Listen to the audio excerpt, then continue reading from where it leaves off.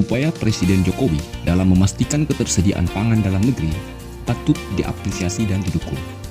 Sebab hal ini menunjukkan komitmen serta kesiagaan strategis Jokowi demi memastikan Indonesia terhindar dari ancaman krisis pangan global. Bukan hanya sebatas wacana besar dan abstrak, kenyataannya langkah ini telah terumuskan secara detail dan konkret. Ini menunjukkan bahwa Indonesia sangat siap dan siaga sekali dalam merespons situasi global terkait isu ancaman krisis pangan. Inilah yang sekali lagi patut kita apresiasi dari Presiden Jokowi. Ada berbagai langkah taktis strategis yang akan dilakukan oleh pemerintah. Rumusan taktis penguatan atau penyediaan pangan dalam negeri itu tercermin dalam Peraturan Presiden Nomor 125 Tahun 2022 tentang penyelenggaraan cadangan pangan pemerintah pada 24 Oktober 2022 yang baru ditandatangani oleh Presiden Jokowi. Di antara poin penting dari Perpres tersebut adalah pertama, menyangkut langkah konkret yang akan diambil oleh pemerintah. Perpres itu menyebut bahwa pemerintah perlu mengambil langkah penguasaan dan pengelolaan terhadap cadangan pangan pemerintah atau CPP. Perpres itu juga memberikan batasan yang jelas tentang yang dimaksud CPP, yakni persediaan pangan yang dikuasai dan dikelola oleh pemerintah. Cakupannya apa saja?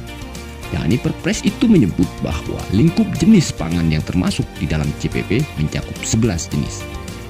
Rinciannya meliputi 1 beras, 2 jagung, 3 kedelai, 4 bawang, 5 cabai, 6 daging unggas, 7 telur unggas, 8 daging ruminansia, 9 gula konsumsi, 10 minyak goreng, dan 11 ikan.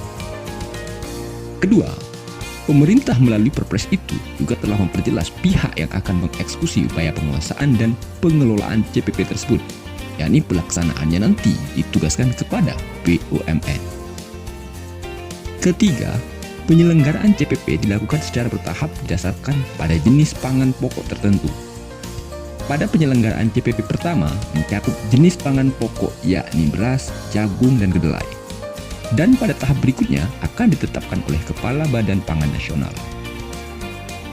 Rumusan dari Peraturan Presiden terkait CPP ini memperhatikan betul keberpihakan kepada petani. Ini setidaknya tercermin dari beberapa poin berikut ini. Pertama, pengadaan CPP diprioritaskan melalui pembelian stok dalam negeri, termasuk dari persediaan bulog dan BUMN pangan. Dengan kata lain, poin itu secara tidak langsung mengatakan bahwa prioritas pembelian stok pangan harus dari pahlawan pangan kita, yakni dari petani. Jangan membeli dari luar negeri. Tentu ini jadi kabar menggembirakan bagi para petani, produsen pangan. Poin ini mendukung pertanyaan kita. Kedua, hanya kalau pengadaan CPP dalam negeri tidak mencukupi saja, maka dibolehkan melakukan pengadaan dari luar negeri. Ini artinya pastikan dulu CPP dalam negeri masih tersedia atau tidak. Jika tidak, ya tidak apa-apa mengimpor. Kurang lebih begitulah poinnya. Tapi ini pun diperketat lewat pernyataan berikut. Pelaksanaannya tetap harus mempertimbangkan kepentingan produsen dan konsumen dalam negeri. Dengan ini maka jelas sebagai alarm dari Presiden Jokowi, terutama di tengah situasi ini, manfaatkan betul apa yang tersedia di dalam negeri dari petani kita. Jangan bermain-main dengan impor pangan kalau bukan dalam situasi yang tidak tersedia di dalam negeri. Semangat dan keseluruhan detail-detail Perpres di atas seluruhnya menunjukkan komitmen Jokowi untuk melindungi kepentingan nasional.